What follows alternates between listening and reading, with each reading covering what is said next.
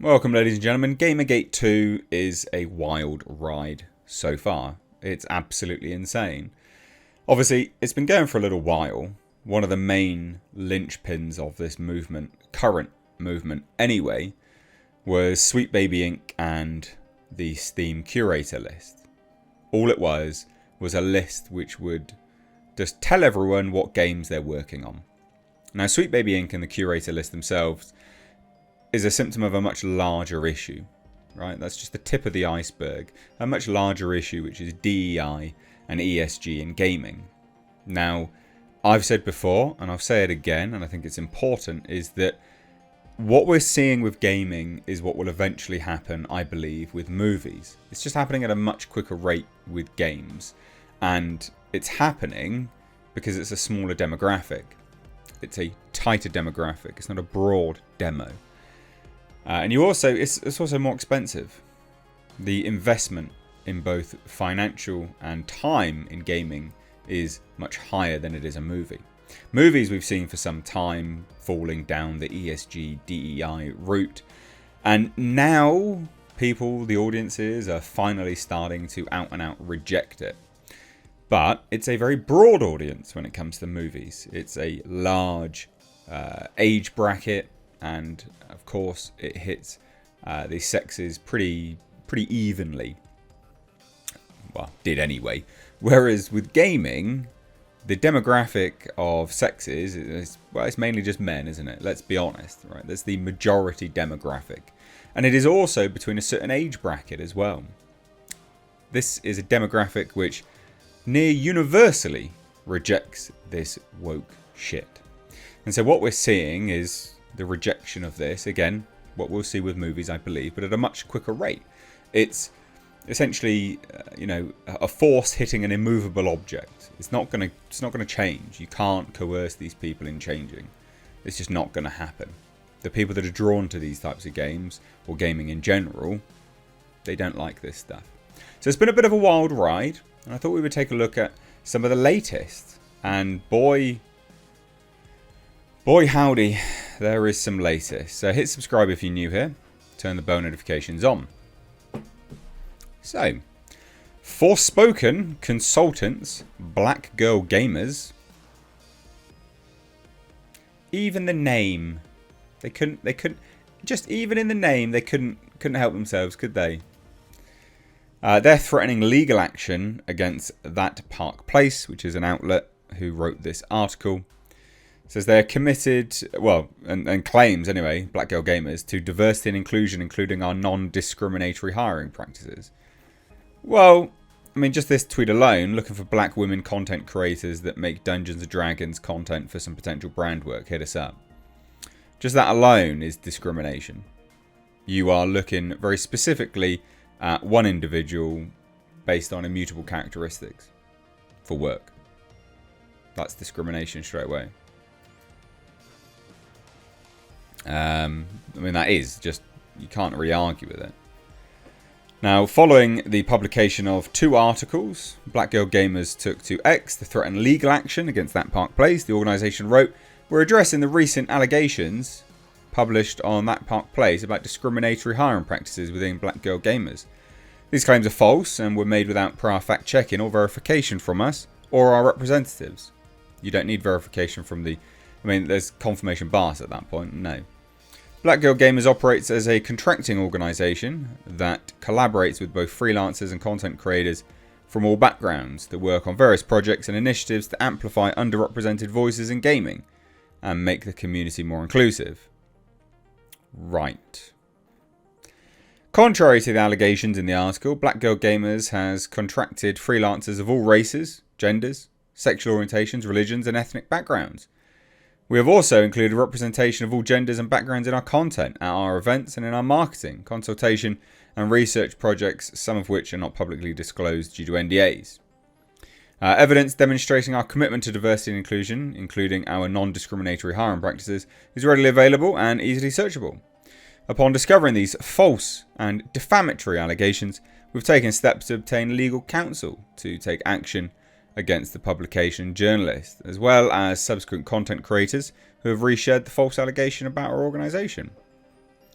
We will, well, that'll be me then, I guess. We will continue to pursue further action against anyone who persists in spreading false and defamatory information about Black Girl Gamers, its founder, and its contractors and partners. We value the talent and contributions of all our collaborators, and we are committed to continuing to do so. Thank you to our community for the ongoing support. Well, here we go. So following the publication of this legal threat, former World of Warcraft team leader Mark Kern dug into Black Girl Gamers' alleged hiring practices that are readily available and easily searchable, and noted that he could not find a published hiring policy on their website. On top of that, he shared that the company's job board section on their website requires a password to access, so that doesn't really help, does it? Black Girl Gamers goes on to state that evidence of their non-discriminating hiring practices is readily available, easily searchable, and hiring policy consultant was not able to find anything. In fact, the website has no published hiring policy that I could find. In fact, job posting listings are password protected and required that you first reach out to BGG to obtain access. This does not seem easily searchable. And there you go. And he would continue and says, Black Girl Gamers' own website claims to be 100% minority operated. I've seen minority owned, but what does minority operated mean? It's unclear if they mean 100% management or 100% of all staff. Yeah, I mean, that's a bit weird, isn't it? Why does it matter if they're all minorities operating your website or company? What the hell? The sealed job board and the lack of hiring policy on the website seem to contradict their claims that their hiring practices are being readily available and easily searchable. How bizarre. So Kern also shared an application form on the website to access the community, which is described as an exclusive community of passionate black women and non-binary gamers. The application form states, do you identify as a woman or non-binary person? By selecting yes, you acknowledge that Black Girl Gamers does not permit self-identifying men to join our private community groups.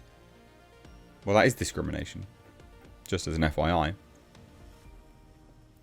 Can my white husband join? He's black on the inside. If you don't leave that man at home. I mean, what? How can my company benefit from your consultancy services? In addition to the consultants on our team, Black Girl Gamers has access to a global community to source any required individuals and provide additional robust insight for our clients. As experienced black women in the gaming industry, we have a global lens that combines DEI and decades of experience in the industry to create inclusive, insightful, and innovative racist practices for your clients' needs. Oh, sorry, I didn't mean that. Sorry, I misread that.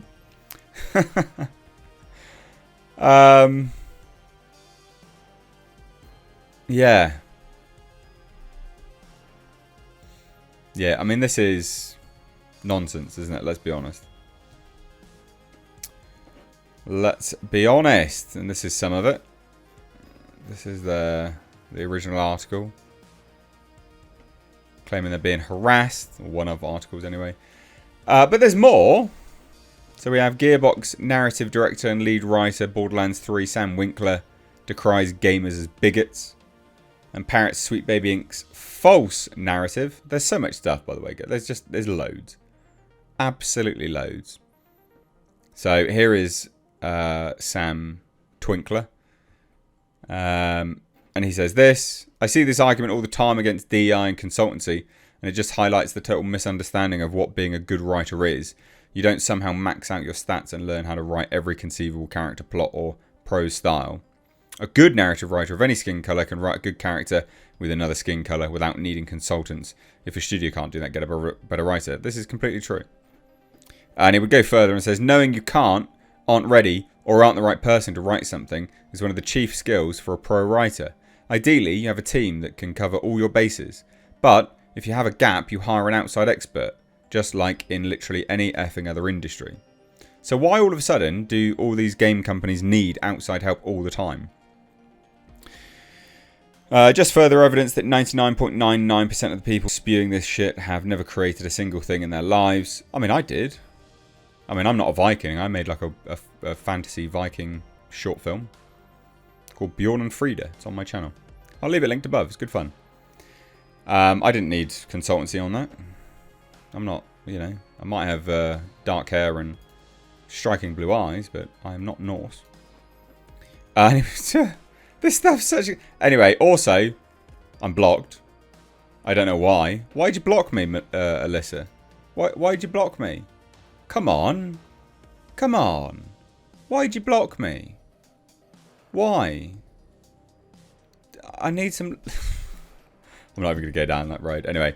And then there's more. So this individual used to work for Black Girl Gamers. And she says, as a former Black Girl Gamers member, I can confidently say that these people are full of crap. They do not care about diversity. They promptly kicked me out for being anti-black. AKA not making an idol out of my skin colour and refusing to hate white people. I mean, fucking hell. I was harassed for months after the fact and received an onslaught of vitriol from many of their black members. You know how Black Girl Gamers responded? They blocked me and literally scrubbed my existence off of their platforms. That's hilarious. What a terrible bunch of people. They really are. Well, you can try and harass me. It won't work. But, you know, good for you. Good for you. But look, everything woke turns to shit. You know, we're getting a new bloody Borderlands game. But what's so funny about that, ladies and gents, is that... here you go. No, I don't actually have it. Anyway, Gearbox is selling... Gearbox is being sold. There you go. So, they sold it for God knows how much money. Like 1 point something billion or something like insane like that. Actually, hold on. I think we've got it here. From Grums. So, where is it? Oh, here you go. Flagging Megacorp. Embracer Group is now selling off Gearbox Entertainment to Take-Two for $460 million. They bought it for 1.3 billion. So, more evidence that you should probably stop doing this crap in games. This is Exhibit A. Exhibit A. Anyway, Black Girl Gamers, come at me, bro. Based on what I've seen, it does look like you discriminate. It would appear you discriminate stuff. If your website solely only allowed black people and women in it, that's discrimination. Why can't I apply? Would you let me be a part of your group? Anyway, thoughts down below. Bye-bye now.